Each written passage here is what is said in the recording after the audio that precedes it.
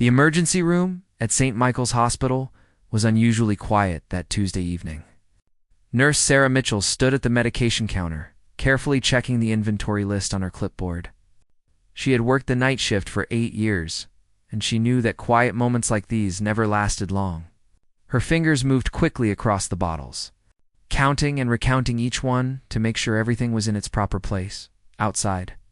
The city's streets were beginning to empty as people headed home after a long day of work. The sun was setting behind the tall buildings, painting the sky in shades of orange and pink. Sarah glanced at the clock on the wall. It was just past 7 in the evening, and her shift had just begun. She tucked a strand of her brown hair behind her ear and continued with her work. Unaware that this night would change everything, the hospital doors suddenly burst open with such force that they slammed against the walls. Sarah's head snapped up from her clipboard. A young man in a blood-stained jacket stumbled through the entrance, his eyes wild with panic. He was carrying something in his arms, but Sarah couldn't see what it was from where she stood. Her heart began to race as her training kicked in immediately. "Help!" The man shouted, his voice cracking with desperation. "Please, somebody help us. There's been a terrible accident on the highway." Sarah dropped her clipboard and rushed toward him, her shoes squeaking against the polished floor. As she got closer, she could see 6 people staggering in behind the first man. They were all injured, some more severely than others. Blood stained their clothes, and their faces were twisted in pain and shock. Sarah's mind shifted into emergency mode. She had seen accidents before, but something about this situation felt different. The way these people moved, the amount of blood, the look of absolute terror in their eyes told her that this was serious. She reached for the emergency call button on the wall and pressed it hard. Within seconds, alarms began ringing throughout the hospital, summoning doctors and other nurses to the emergency room immediately. Dr. Peterson appeared first, running down the hallway with his white coat flying behind him. 2 more nurses followed close behind. Sarah began assessing the injuries quickly, moving from person to person. There was an elderly woman clutching her chest, a teenage boy with a deep gash across his forehead, a middle-aged man whose leg was bent at an unnatural angle, and 3 others with various injuries that needed immediate attention. "What happened?" Dr. Peterson asked as he pulled on his gloves. The young man who had carried them in was breathing heavily, trying to catch his breath. "Multi-car accident," he gasped. "Semi-truck lost control. These people were trapped. I pulled them out before the cars caught fire." Sarah felt a chill run down her spine. Fire meant there could be complications she hadn't even considered yet. The emergency room transformed into organized chaos. Nurses wheeled in gurneys, doctors shouted orders, and medical equipment beeped and hummed all around them. Sarah worked alongside Dr. Peterson, helping to stabilize the patients. Her hands moved with practiced precision, starting 4 lines, checking vital signs, and preparing medications. But as she worked, she noticed something that made her blood run cold. The medication cabinet was running dangerously low on the critical supplies they needed. Sarah's eyes darted to the inventory she had been checking just minutes before. Her heart sank as she realized the shipment they were expecting hadn't arrived yet. They were short on several life-saving medications. And with 6 patients in critical condition, they might not have enough to save everyone. She would have to make choices that no nurse should ever have to make, and she would have to make them fast. Sarah's hands trembled slightly as she stared at the medication cabinet. The weight of the situation pressed down on her shoulders like a heavy stone. She had 6 patients who desperately needed specific medications to survive, but the supplies were simply not there. The delayed shipment had put them in an impossible position. She took a deep breath and forced herself to think clearly. Panic would not save lives, but quick thinking might. Dr. Peterson was busy working on the elderly woman. His breathing had become shallow and irregular. "Sarah, I need epinephrine now," he called out urgently. Sarah's heart pounded as she reached for the medication drawer. There were only 2 vials left. She knew that at least 3 of the patients would need it within the next hour based on their conditions. She grabbed 1 vial and rushed it to Dr. Peterson, her mind already calculating what she would do when they ran out. The teenage boy with the head wound was losing consciousness on the gurney beside them. Another nurse was applying pressure to stop the bleeding, but his blood pressure was dropping fast. He would need a transfusion soon, and Sarah knew their blood supply was also limited tonight. The middle-aged man with the broken leg was screaming in pain, and the 3 other patients were showing signs of internal injuries that would require immediate surgical intervention. Sarah made a decision that went against every fiber of her being. She walked quickly to her supervisor's office and knocked hard on the door. "Mrs. Chen, we have a crisis," she said as soon as the door opened. Her supervisor looked up from her desk, concern immediately crossing her face. Sarah explained the situation in rapid, clear sentences. They had 6 critical patients and not enough resources to treat them all properly. Something had to be done, and it had to be done now. Mrs. Chen's face went pale as she absorbed the information. She reached for her phone and began making calls to nearby hospitals, trying to arrange for emergency transfers or borrowed supplies.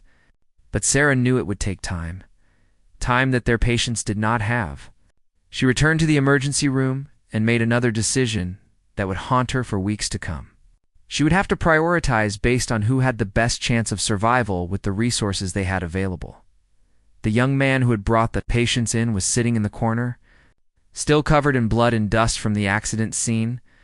He watched Sarah with wide eyes as she moved between patients, checking monitors and adjusting for drips. "Are they going to be okay?" he asked in a small voice. Sarah wanted to tell him yes, wanted to give him the reassurance he desperately needed, but she could not lie. "I'm doing everything I can," she replied softly. Those words felt inadequate even as she spoke them. Dr. Peterson finished. Stabilizing the elderly woman and moved to the teenage boy. Sarah assisted him, holding the boy's head steady while the doctor stitched the wound. Blood covered her scrubs, but she barely noticed. Her focus was entirely on the task at hand. As they worked, another crisis developed. One of the other patients, a woman in her 30s, began seizing violently. Her body convulsed on the gurney, and foam appeared at the corners of her mouth. "We need diazepam," Dr. Peterson shouted. Sarah's stomach dropped. They had used the last of their diazepam stock earlier that week on another patient. She ran to the medication room anyway, searching frantically through every drawer and cabinet, hoping she had missed something during her inventory check. But there was nothing. She returned to the emergency room empty-handed. Feeling helpless and frustrated, Dr. Peterson looked at her, and understanding passed between them without words. He began using alternative methods to control the seizure, techniques that were less effective, but all they had available.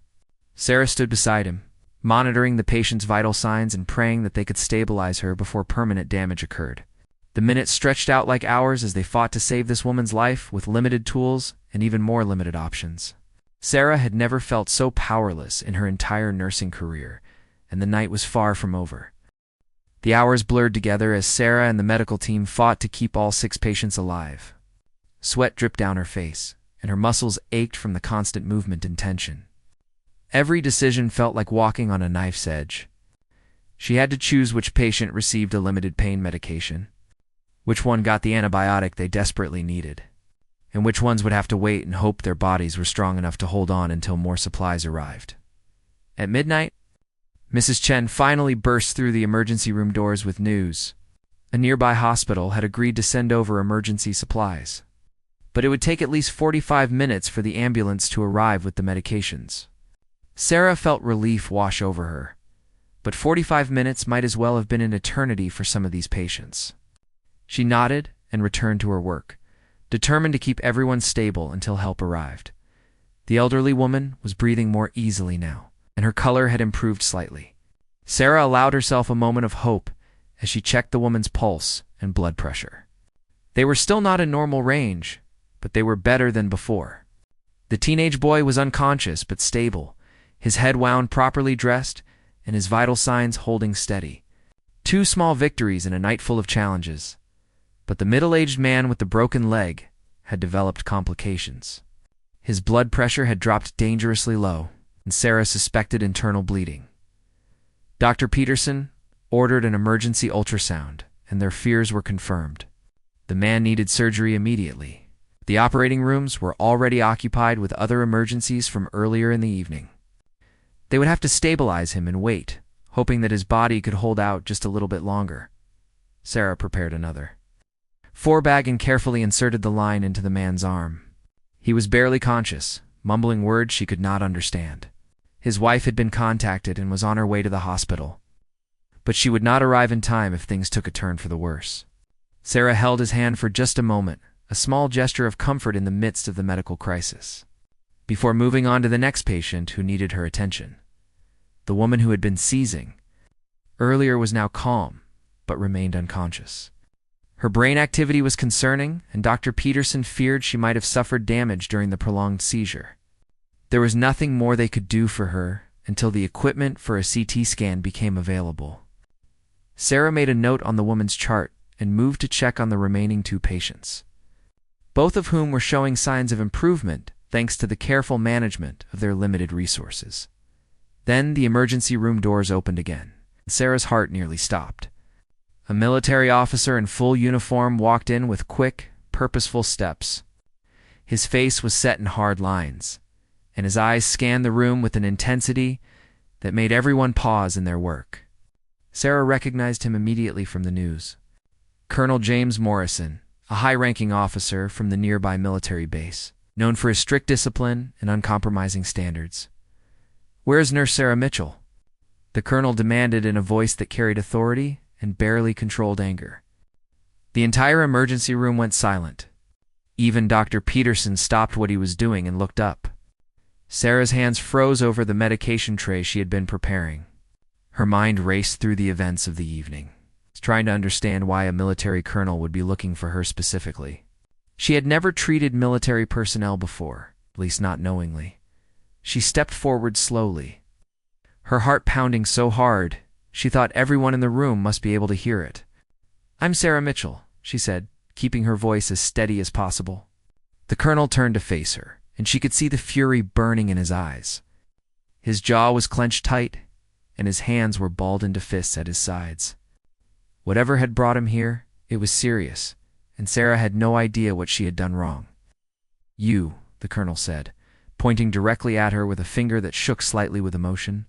"You made a decision tonight that I need to understand. One of those patients you treated belongs to me. He's one of my soldiers, and I was told you made a choice about his care that could have cost him his life. I want to know why. I want to know what gave you the right to play God with my soldier's life." Sarah's blood ran cold as she tried to process his words, wondering which of the 6 patients was connected to this angry colonel standing before her. Sarah's mind raced as she tried to connect the faces of her patients with the colonel's accusation. Which one was his soldier? The teenage boy? The middle-aged man? She realized with a sinking feeling that she had been so focused on treating injuries and managing limited resources that she had not asked for details about who these people were or where they came from. They had simply been patients who needed her help. Colonel Morrison, Dr. Peterson, stepped forward, his voice calm but firm. "This is an emergency room, and we are in the middle of treating critical patients. Whatever questions you have, they can wait until we have everyone stabilized." But the colonel did not move. His eyes remained fixed on Sarah, demanding answers that she was not even sure she could provide. The tension in the room was thick enough to cut with a knife. Sarah took a deep breath and found her voice. "Sir, I need to know which patient you're referring to. We had 6 people come in from a car accident tonight, and I've been treating all of them to the best of my ability with the resources we have available." Words came out stronger than she felt inside. The colonel's expression shifted slightly, and for just a moment, Sarah saw something other than anger in his eyes. Was it fear? Concern? She could not be sure. "The young man," the colonel said, his voice slightly quieter now, but still hard as steel. "Private David Chen, 22 years old. He's been with my unit for 3 years, and he's one of the best soldiers I've ever commanded." Sarah's heart skipped a beat as she realized he was talking about the teenage boy with the head wound. But he was not a teenager at all. He was a young soldier, and the colonel clearly cared deeply about what happened to him. Sarah glanced over at Private Chen, who was still unconscious on the gurney with monitors beeping steadily around him. "Private Chen has been stabilized," she began carefully, choosing her words with precision. "He suffered a significant head trauma, but we've controlled the bleeding, and his vital signs are holding steady." We've done everything we can for him with the supplies we have. He needs a CT scan to check for internal brain injury. But the equipment is currently being used for another emergency patient. That's exactly my point, the colonel interrupted, his voice rising again. You chose to treat someone else first.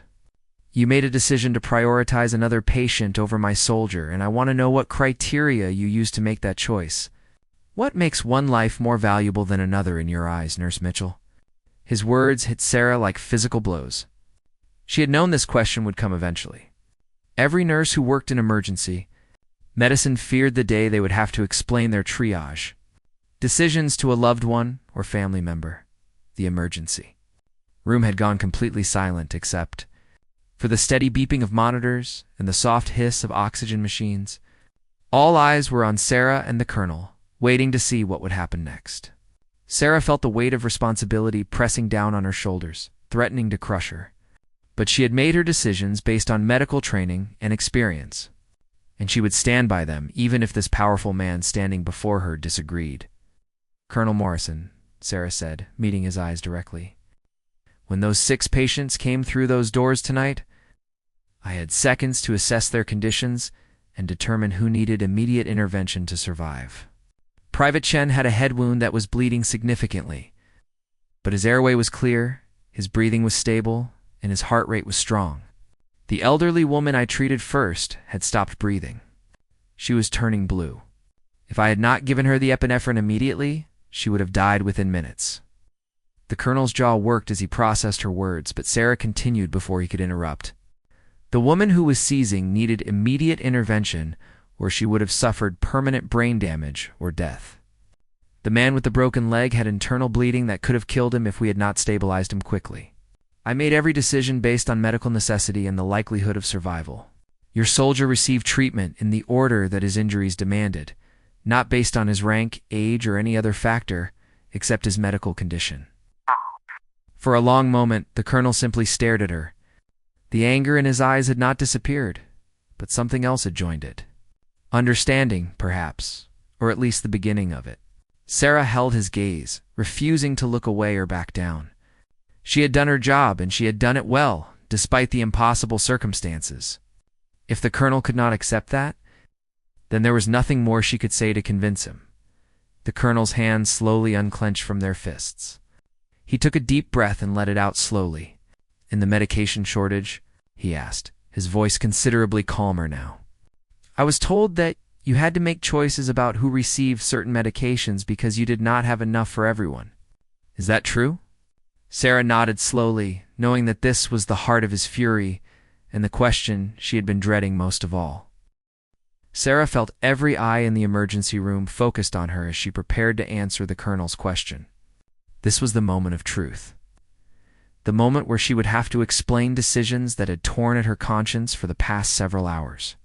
She straightened her shoulders and faced him directly, refusing to show the fear and doubt that churned inside her stomach. Yes, Colonel, that's true, Sarah admitted. We were expecting a shipment of critical medications that did not arrive on schedule. When your 6 patients came through those doors, we had limited supplies of several life-saving drugs. I had to make decisions about who received what based on their immediate medical needs and their chances of survival. The words felt heavy in her mouth, each one a reminder of the impossible choices she had faced. The colonel's face darkened again, and Sarah could see his anger returning. But before he could speak, she continued with more strength in her voice. Private Chen needed pain medication for his head injury, but he was unconscious and not in immediate danger from the pain itself. The elderly woman needed epinephrine to restart her heart. The man with internal bleeding needed medication to stabilize his blood pressure. I gave the medications to the patients who would die without them, and I managed the other patients' conditions as best I could with alternative treatments. So you're telling me, the colonel said slowly, his words measured and controlled, that my soldiers suffered because you decided other patients were more important? Sarah shook her head firmly. No, sir. I'm telling you that your soldier is alive because I made decisions based on medical science and emergency protocols. Every patient in this room tonight received the best possible care with the resources available. Private Chen's injuries, while serious, were not immediately life-threatening in the way that other patients' conditions were. Dr. Peterson moved closer to stand beside Sarah, a show of support that she desperately appreciated. Colonel Morrison, Nurse Mitchell, is one of the finest nurses I've ever worked with. The decisions she made tonight saved lives. All 6 of those patients are still alive. Right now, because of her quick thinking and her ability to prioritize under extreme pressure, if you want to be angry at someone, be angry at the system that failed to deliver the medications we needed on time, not at the nurse who performed a miracle with what she had. The colonel turned his attention to Dr. Peterson, and for a moment, Sarah thought he might redirect his fury at the doctor instead. But something in the doctor's calm, steady gaze seemed to deflect the anger. The colonel looked back at Private Chen lying on the gurney, and Sarah saw his expression soften just slightly. This was not just about military protocol or chain of command. This was about a leader who cared deeply for the young man under his command. "I received a call about the accident," the colonel said quietly. And now his voice carried a note of exhaustion rather than anger. "They told me David was hurt. They told me he was brought here. And then someone mentioned that there were complications with medications, that choices had been made. I imagined the worst. I imagined him lying here suffering while resources went to strangers because no one knew who he was or what he meant to his unit, to his family, to me." Sarah's heart ached at the vulnerability in his words. She understood now that his anger had been rooted in fear and the helplessness of not being able to protect someone he was responsible for. "Colonel," she said gently, "Private Chen received excellent care. His injuries are being properly treated. The CT scan will happen as soon as the equipment is available, and we'll know more about his prognosis then. But right now his vital signs are stable, and he's responding well to treatment. You should be proud of him. He was very brave tonight." The colonel's eyes snapped back to Sarah. "What do you mean?" asked. Sarah glanced at the young man who had brought the patients in, the one still sitting quietly in the corner covered in blood and dust. "That man over there pulled your soldier and 5 other people from their vehicles before the cars caught fire. But according to what we've learned from the other patients who could speak, Private Chen was the one who helped organize everyone after the accident. He kept them calm. He stopped some of them from going into shock by talking to them, keeping them focused. He did that even while bleeding from his head wound." A strange expression crossed the colonel's face, a mixture of pride and sorrow and something else Sarah could not quite identify. He walked slowly over to Private Chen's bedside and stood there for a long moment, just looking down at the young soldier. His hand reached out and rested gently on the young man's shoulder, a gesture of connection and care that seemed almost tender coming from such a stern military figure. "I trained him well," the colonel said, more to himself than to anyone else in the room. Then he turned back to Sarah, and this time there was no anger in his eyes at all. Instead, there was something that looked like respect, perhaps even gratitude, though he seemed reluctant to express it openly. "Nurse Mitchell, I came here tonight expecting to find negligence or incompetence. I came here prepared to demand answers and possibly file formal complaints.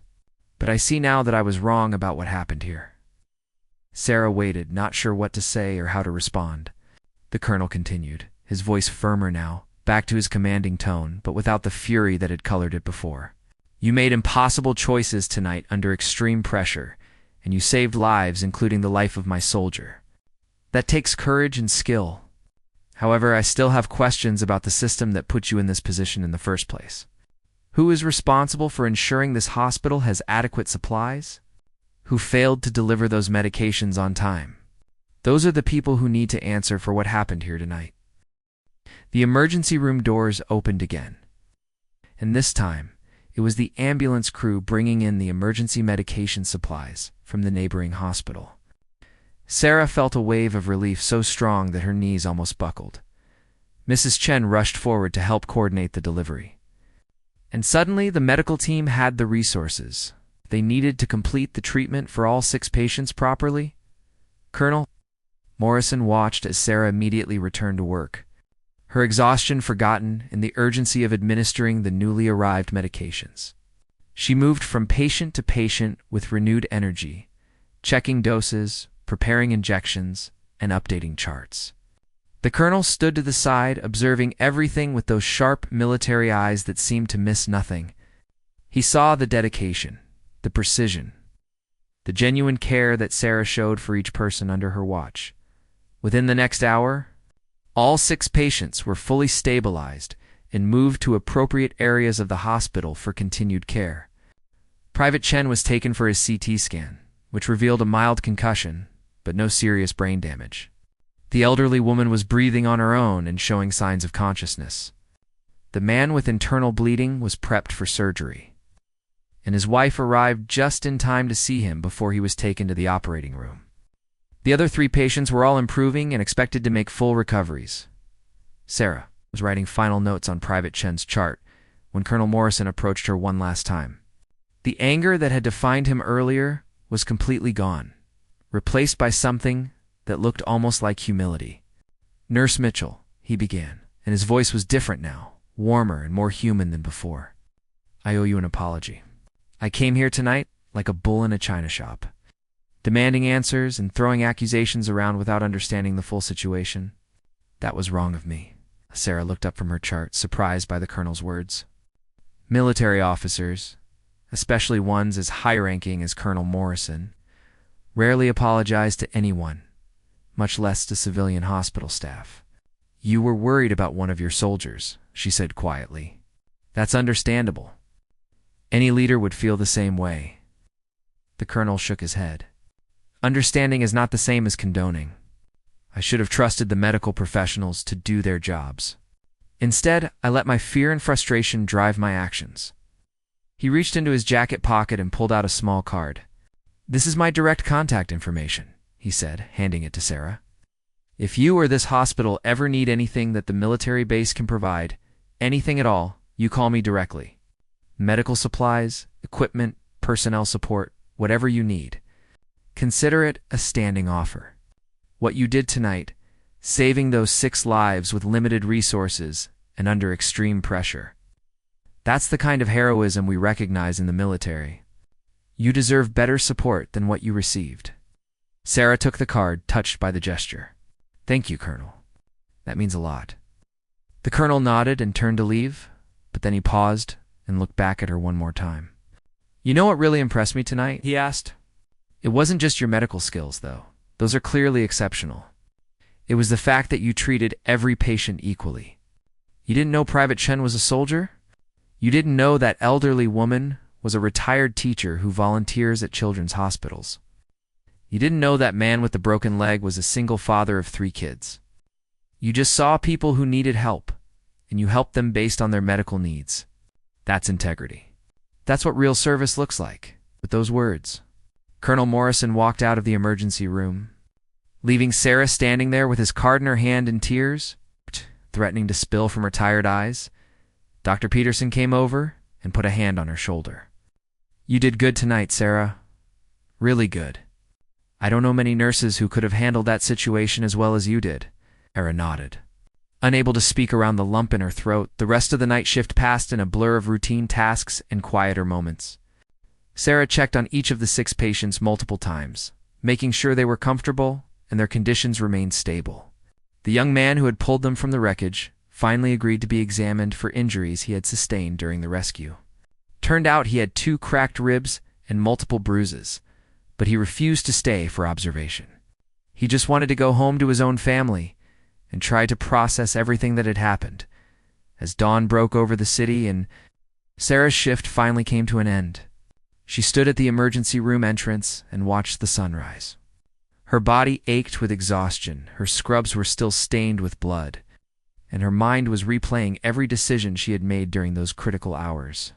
She thought about the colonel's fury, his fear, and ultimately his respect. She thought about Private Chen and the 5 other patients, whose lives had hung in the balance. Sarah realized that this was why she became a nurse. Not for the easy days when everything went according to plan, but for the nights like this, when impossible choices had to be made, and lives depended on her ability to think clearly under pressure. She had taken one shot at saving 6 lives with limited resources and inadequate supplies, and somehow, against all odds, all 6 of those people were still alive, the colonel had asked her. What gave her the right to play God with his soldier's life? But Sarah understood now that she had never been playing God. She had simply been doing her job the way she was trained to do it, making decisions based on medical science and human compassion. She had faced the colonel's furious question and stood her ground, and in the end, the truth of her actions had spoken louder than any defense she could have offered. As Sarah walked to her car in the hospital parking lot, the morning sun warming her face, she knew that she would never forget this night. It would stay with her through all her future shifts, a reminder of what nursing really meant and what she was capable of when pushed to her absolute limits.